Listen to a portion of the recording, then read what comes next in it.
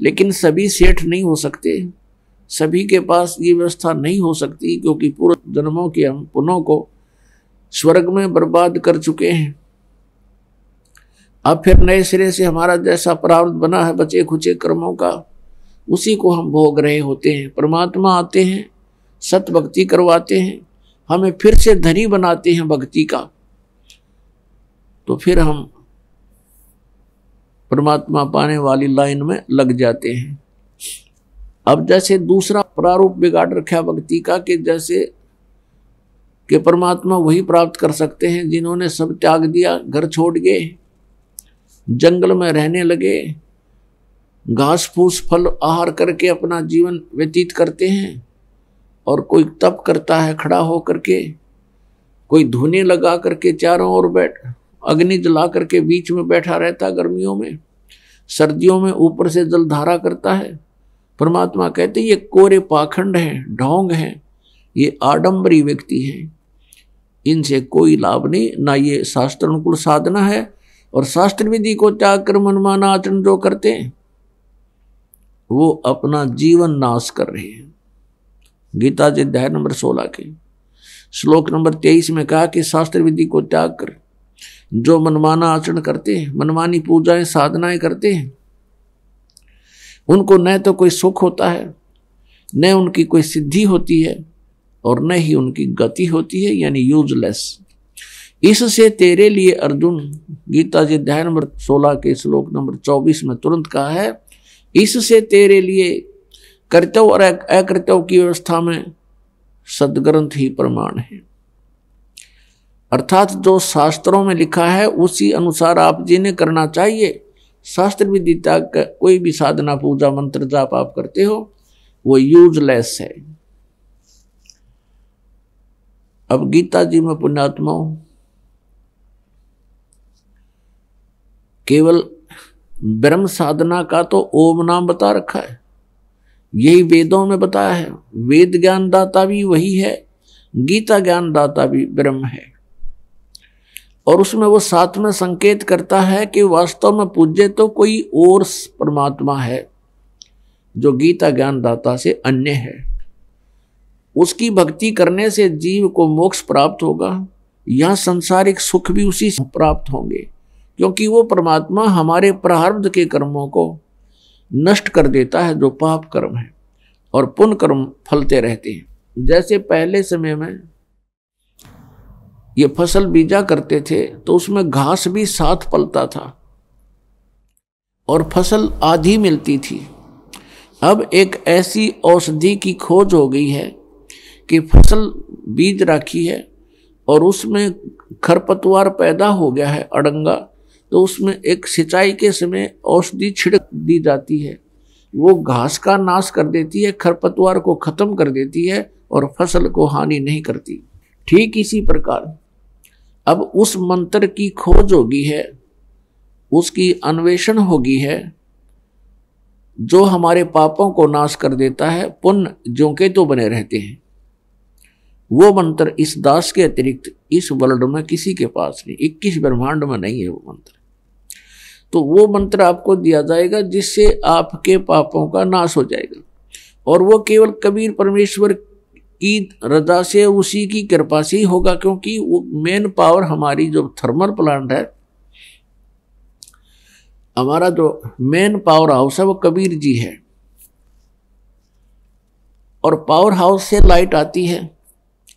और संत समझो वो छोटे सतर के पावर हाउस होते हैं, कोई 33 kV का, कोई 66 kV का।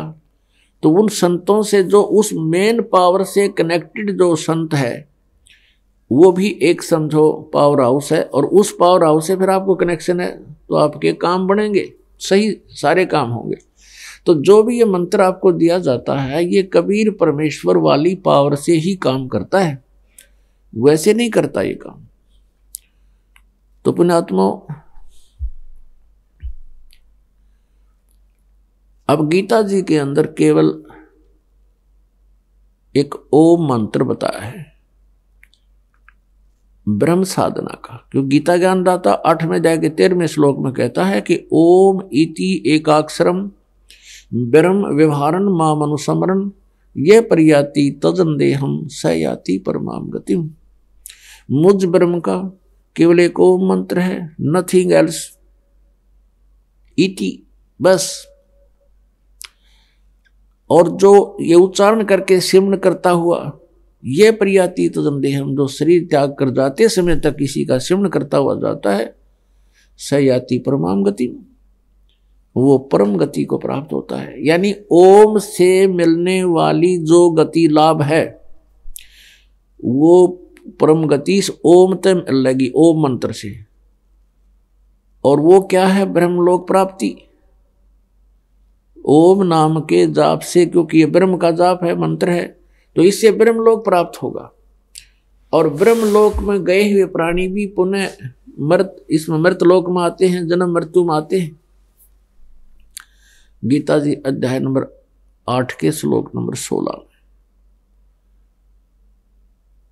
तो इसलिए गीता जी अध्याय नंबर 7 के श्लोक नंबर 18 में गीता ज्ञानदाता अपनी गति को ओम से मिलने वाला जो लाभ है उसको अनुत्तम कहता है, क्योंकि जन्म मृत्यु, गीता ज्ञानदाता कहता अर्जुन तेरे और मेरे बहुत जन्म हो चुके हैं, तू नहीं जानता मैं जानता हूं। गीता जी अध्याय नंबर 4 के श्लोक नंबर 5 और 9 में, गीता जी अध्याय नंबर 2 के श्लोक नंबर 12 में, गीता जी अध्याय नंबर 10 के श्लोक नंबर 2 में गीता ज्ञानदाता स्पष्ट करता है मेरी भी जन्म उत्पत्ति होती है, जन्म होता है, और मेरी मृत्यु भी होती है, और जो मेरे आश्रित प्राणी हैं उनका भी ऐसा ही होगा। अंडरस्टूड है? इसलिए वो कहता है कि यदि तूने पूर्ण मोक्ष चाहिए और परम शांति चाहिए, क्योंकि जब तक जन्म मृत्यु है तो यहाँ तो यही समस्याएं सामने आएंगी, जितनी बार भी जन्म होगा यही प्रैक्टिकल होगा जो आज आपका हो रहा है, यही तरीका होगा। संतान ना हुई तो दुखी, हो गए तो फिर दुखी, कोई मर गया कोई बच गया फिर हाहाकार मची। तो यहाँ कोई जीवन थोड़ा ही है, ना जाने कब दुर्घटना मर जाए, ना जाने कोई ऐसी भयंकर बीमारी हो जाए, ना जाने कोई फ्लड आ जाए, ना जाने कितना भूकंप आ जाए और शाम न सोए सुबह कोई नहीं पावे। तो यहाँ शांति नहीं हो सकती, जन्म मृत्यु जब तक रहेगी जीव सुखी नहीं हो सकता। एक स्थान ऐसा बताया परमेश्वर ने आकर के स्वयं, अभी तक तो हम स्वर्ग तक की जानकारी रखते थे, जितने भी ऋषि महर्षि थे स्वर्ग से ऊपर नहीं जानते थे। उस परमेश्वर ने आके बताया कि एक परम स्थान है सतलोक, सचखंड, जहां जाने के बाद साधक फिर लौट कर कभी नहीं आते। वहां जरा मरण नहीं है, जरा माने बुढ़ापा, और मरण मीन मृत्यु, वहां जन्म और मृत्यु नहीं है। तुम वहीं रहा करते थे पहले, अपनी गलती से आप यहाँ आ चुके हो, अब यहाँ से ये काल तुम्हें जाने नहीं देता, मिसगाइड किए हुए है, आपको यहाँ धोखा देकर रोका हुआ है, बाई फोर्स रोका हुआ है, आपसे संतानों उत्पत्ति करवाता है। और जब संतान उत्पत्ति हो जाती है तो हम ये कहते हैं ये मेरा है, ये मेरा है, ये मेरा है। और जब मृत्यु हो जाती है काल कहता चल अब ये मेरा है, अब तू जा धक्के खा कहीं पर। अब जो मनुष्य जीवन से कार्य हमने करना होता है उसको ये नहीं करने देता है, और करने देता है तो नकली गीत करो, जैसे पहाड़ों पर चढ़ जाओ, वहां दर्शन करके आओ, धक्के खाओ खूब, कोई प्रॉब्लम नहीं। और जब ये सतलोक आश्रम बरवाला की तरफ चलने लगते हैं 100 बाधाएं पैदा कर देता है, 100 शंकाएं पैदा कर देता है, वहाँ ऐसा कैसा है, ऐसे कैसे है। और वहाँ हम भटका करते थे, कभी मन में शंका नहीं आई कि यहाँ क्यों आए, यहाँ क्या रखा इन पत्थरों में, क्योंकि वो काल प्रेरित थे हम। अब दयाल प्रेरित हो गए, परमात्मा की रजा से हम यहाँ पाएंगे। हमने परमात्मा की रजा को बनाए रखना पड़ेगा। उसकी रजा जब तक रहेगी तब तक रहेगी जब तक आप मर्यादा में रहोगे, परमात्मा के नियम को भंग नहीं करोगे तो उनका आपके साथ एक टच बना रहेगा। और आपने मर्यादा भंग कर दी तो भगवान का हाथ उठ जाता है, फिर आप यहाँ नहीं आ पाओगे, फिर तो वहीं धक्के खाओगे जहाँ पहले खाते थे। तो यहाँ आपने परमात्मा का पंजा बनाए रखने के लिए मर्यादा सबसे पहले रखनी पड़ेगी। जो नियम बताए गए हैं उनको खंड ना करना, भगवान आपके साथ रहेगा। तो